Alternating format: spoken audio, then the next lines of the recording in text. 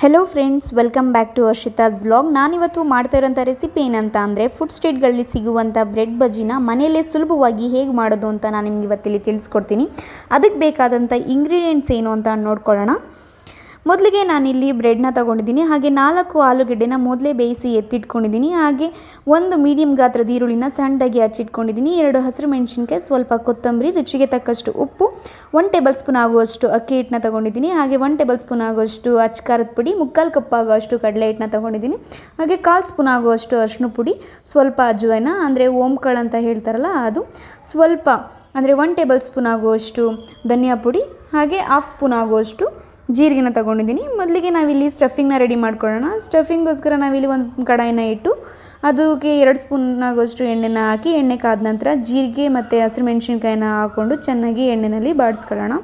ಅದಾದ ನಂತರ ಹಚ್ಚಿಟ್ಕೊಂಡಂಥ ಈರುಳ್ಳಿನೂ ಕೂಡ ಆ್ಯಡ್ ಮಾಡ್ಕೊಳ್ಳೋಣ. ಅದರ ಹಸಿ ವಾಸನೆ ಹೋಗೋವರೆಗೂ ಚೆನ್ನಾಗಿ ಫ್ರೈ ಮಾಡ್ಕೋಬೇಕು. ಆ ಟೈಮಲ್ಲಿ 1 ಪಿಂಚ್ ಆಫ್ ಸಾಲ್ಟ್ನ ಹಾಕ್ಕೊಂಡ್ರೆ ಈರುಳ್ಳಿ ಬೇಗನೂ ಬೇಯುತ್ತೆ, ಹಾಗೆ ಈರುಳ್ಳಿ ಸೈಡಲ್ಲೆಲ್ಲ ಕಪ್ಪಾಗೋದಿಲ್ಲ. ಅದಾದ ನಂತರ ಅರಿಶಿನ ಪುಡಿ ಮತ್ತು ಅಚ್ಕಾರದ ಪುಡಿ ಹಾಗೆ ಧನಿಯಾ ಪುಡಿನೂ 3 ಹಾಕ್ಕೊಂಡು ಚೆನ್ನಾಗಿ ಮಿಕ್ಸ್ ಮಾಡಿಕೊಂಡು ಚೆನ್ನಾಗಿ ಎಣ್ಣೆಯಲ್ಲಿ ಫ್ರೈ ಮಾಡಿ ಅದು ಎಣ್ಣೆ ಬಿಡೋವರೆಗೂ ಚೆನ್ನಾಗಿ ಫ್ರೈ ಮಾಡ್ಕೋಬೇಕು.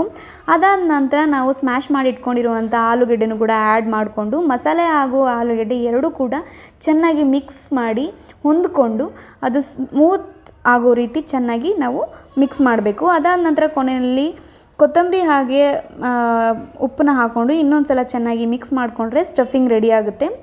ಇವಾಗ ನಾವು ಬ್ಯಾಟರ್ನ ರೆಡಿ ಮಾಡ್ಕೊಳ್ಳೋಣ. ಒಂದು ಮಿಕ್ಸಿಂಗ್ ಬೌಲ್ಗೆ 3/4 ಕಪ್ ಆಗುವಷ್ಟು ಕಡಲೆ ಹಿಟ್ಟನ್ನ ಹಾಕ್ಕೊಳ್ಳೋಣ. ಅದಾದ ನಂತರ 1 ಟೇಬಲ್ ಸ್ಪೂನ್ ಆಗುವಷ್ಟು ಅಕ್ಕಿ ಹಿಟ್ಟನ್ನ ಕೂಡ ಆ್ಯಡ್ ಮಾಡ್ಕೊಳ್ಳೋಣ. ಹಾಗೆ ಸ್ವಲ್ಪ ಅರಿಶಿನ ಪುಡಿ, ಹಾಗೆ ಸ್ವಲ್ಪ ಅಜ್ವೈನನ್ನು 2 ಹಸ್ತಗಳಿಂದ ಚೆನ್ನಾಗಿ ಸ್ಮ್ಯಾಶ್ ಮಾಡಿ ಅದರೊಳಗಡೆ ಹಾಕ್ಕೊಂಡ್ರೆ ತುಂಬ ಚೆನ್ನಾಗಿ ಫ್ಲೇವರ್ ಅನ್ನೋದು ಕೂಡ ಬರುತ್ತೆ. ಹಾಗೆ ಸ್ವಲ್ಪ 1 ಪಿಂಚ್ ಆಫ್ ನಾನು ಸೋಡಾನು ಕೂಡ ಆ್ಯಡ್ ಮಾಡ್ತಾಯಿದ್ದೀನಿ. ಇದು ಕೂಡ ಬೇಕು ಅಂದರೆ ಹಾಕೋಬೋದು, ಇಲ್ಲ ಅಂತಂದರೆ ಸ್ಕಿಪ್ ಮಾಡ್ಬೋದು. ಹೀಗೆ ಸ್ವಲ್ಪನೂ ಕೂಡ ಗಂಟಿಲ್ದಿರೋ ರೀತಿ ಚೆನ್ನಾಗಿ ನೀರಲ್ಲಿ ಮಿಕ್ಸ್ ಮಾಡ್ಕೋಬೇಕು, ಸೇಮ್ ಬಜ್ಜಿ ಬ್ಯಾಟರ್ ರೀತಿ. ಇವಾಗ ನಮ್ಮ ಬ್ಯಾಟರ್ ರೆಡಿ ಆಗುತ್ತೆ. ಒಂದು ಕಡೆಯಲ್ಲಿ ಎಣ್ಣೆ ಹಾಕಿ ಚೆನ್ನಾಗಿ ಎಣ್ಣೆ ಕಾಯೋವರೆಗೂ ನಾವು ಸಪ್ರೇಟಾಗಿ ಬ್ರೆಡ್ ಮತ್ತು ಸ್ಟಫಿಂಗ್ನ ರೆಡಿ ಮಾಡ್ಕೊಳ್ಳೋಣ. ನಾನಿಲ್ಲಿ ವೀಟ್ ಬ್ರೆಡ್ ತೊಗೊಂಡಿದ್ದೀನಿ, ನೀವು ನಾರ್ಮಲ್ ಬ್ರೆಡ್ ಕೂಡ ಉಪಯೋಗಿಸ್ಕೋಬೋದು. ನಾನಿಲ್ಲಿ ಕೆಚಪ್ನ ಆ್ಯಡ್ ಮಾಡ್ಕೊಳ್ತಾ ಇದ್ದೀನಿ. ಇದು ಅಷ್ಟೇ, ಇದು ಬೇಕಂದರೆ ಆ್ಯಡ್ ಮಾಡ್ಬೋದು, ಇಲ್ಲಾಂದರೆ ಸ್ಕಿಪ್ ಮಾಡ್ಬೋದು. 2 ಬ್ರೆಡ್ ಮೇಲೆ ಆ್ಯಡ್ ಮಾಡಿ ಸ್ಟಫಿಂಗ್ನ ನಾನು 1 ಬ್ರೆಡ್ ಮೇಲೆ ಮಾತ್ರ ಆ್ಯಡ್ ಮಾಡ್ತಾಯಿದ್ದೀನಿ. ಚೆನ್ನಾಗಿ ಬ್ರೆಡ್ ಫುಲ್ ಸ್ಟಫ್ ಮಾಡಿ ಇನ್ನೊಂದು ಬ್ರೆಡ್ನ ಆ ಸ್ಟಫಿಂಗ್ ಮೇಲೆ ಉಲ್ಟಾ ಮಾಡಿ ಕ್ಲೋಸ್ ಮಾಡ್ತೀನಿ. ಅದು ಚೆನ್ನಾಗಿ ಪ್ರೆಸ್ ಮಾಡಿ ಸ್ಟಫಿಂಗ್ ಆಚೆ ಬಂದಿರೋದನ್ನೆಲ್ಲ ತೆಗೆದು ನಾನು ಟ್ರಯಾಂಗಲ್ ಶೇಪಲ್ಲಿ ಕಟ್ ಮಾಡ್ಕೊಳ್ತಾ ಇದ್ದೀನಿ. ಇದನ್ನು ಬಾಕ್ಸ್ ಶೇಪಲ್ಲೂ ಕೂಡ ನೀವು ಹಾಗೆ ಇಟ್ಕೋಬೋದು, ಇಲ್ಲ ಅಂತಂದರೆ ಟ್ರಯಾಂಗಲ್ ಶೇಪಲ್ಲಿ ಕಟ್ ಮಾಡ್ಕೋಬೋದು. ನಾನು ತಿನ್ನೋದಕ್ಕೆ ಈಸಿ ಆಗುತ್ತೆ ಅಂತ ಹೇಳಿ ನಾನು ಇಲ್ಲಿ ಟ್ರಯಾಂಗಲ್ ಶೇಪಲ್ಲಿ ಕಟ್ ಮಾಡ್ಕೊಳ್ತಾ ಇದ್ದೀನಿ. ಇದನ್ನು ಬಜ್ಜಿ ಹಿಟ್ಟೊಳಗಡೆ ಎದ್ದು ಎಣ್ಣೆ ಒಳಗಡೆ ಹಾಕಿದ್ರೆ ಬಜ್ಜಿ ರೆಡಿ ಆಗುತ್ತೆ. ಎಣ್ಣೆ ಮೀಡಿಯಮ್ ಫ್ಲೇಮಲ್ಲಿದ್ದರೆ ಓಕೆ, ಹೈ ಫ್ಲೇಮಲ್ಲಿದ್ದರೆ ಸೀದೋಗ್ಬಿಡುತ್ತೆ. ಇದು ಎರಡೂ ಕಡೆ ಸೇಮ್ ಬಜ್ಜಿ ಹೇಗೆ ಬೇಯಿಸ್ಕೋತೀರೋ ಅದೇ ರೀತಿ ನಾವಿಲ್ಲಿ ಇದನ್ನು ಬೇಯಿಸ್ಕೊಂಡು ಒಂದು ಪ್ಲೇಟಿಗೆ ಹಾಕ್ಕೊಂಡು ತಿಂತಾಯಿದ್ರೆ ತುಂಬಾ ಚೆನ್ನಾಗಿರುತ್ತೆ. ಇದನ್ನು ಮಳೆ ಬರ್ತಾ ಇರೋ ಟೈಮಲ್ಲಿ ಟೀ ಕಾಫಿ ಜೊತೆ ಒಂದು ಈವ್ನಿಂಗ್ ಸ್ನ್ಯಾಕ್ಸ್ ಅಂತ ತಿಂತಾಯಿದ್ರೆ ತುಂಬಾ ಚೆನ್ನಾಗಿರುತ್ತೆ. ಮಕ್ಳಿಗೂ ಕೂಡ ಸ್ನ್ಯಾಕ್ಸ್ ಮಾಡಿಕೊಟ್ರೆ ತುಂಬಾ ಚೆನ್ನಾಗಿ ಇಷ್ಟಪಟ್ಟು ಕೂಡ ತಿಂತಾರೆ.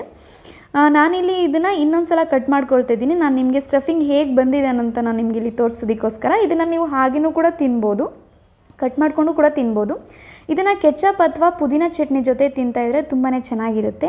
ನೋಡಿ, ಸ್ಟಫಿಂಗ್ ತುಂಬಾ ಚೆನ್ನಾಗಿ ಬಂದಿದೆ. ನೀವೇ ನೋಡ್ತಿರ್ಬೋದು ಯಾವ ರೀತಿ ಬಂದಿದೆ ಅಂತ. ಎಲ್ಲೂ ಕೂಡ ಸ್ಟಫಿಂಗ್ ಆಚೆ ಬಂದಿಲ್ಲ. ನೋಡಿ, ಬಿಸಿ ಬಿಸಿ ಇದ್ದಾಗ ತಿಂತಾಯಿದ್ರೆ ತುಂಬಾ ಚೆನ್ನಾಗಿರುತ್ತೆ. ಇದೇ ರೀತಿ ಹೊಸ ರೆಸಿಪಿಗೋಸ್ಕರ ನನ್ನ ಚಾನಲ್ನ ಸಬ್ಸ್ಕ್ರೈಬ್ ಮಾಡಿ, ಹಾಗೆ ನಿಮ್ಮ ಫ್ಯಾಮಿಲಿ ಫ್ರೆಂಡ್ಸ್ ಜೊತೆ ಶೇರ್ ಮಾಡಿ. Thank you for watching.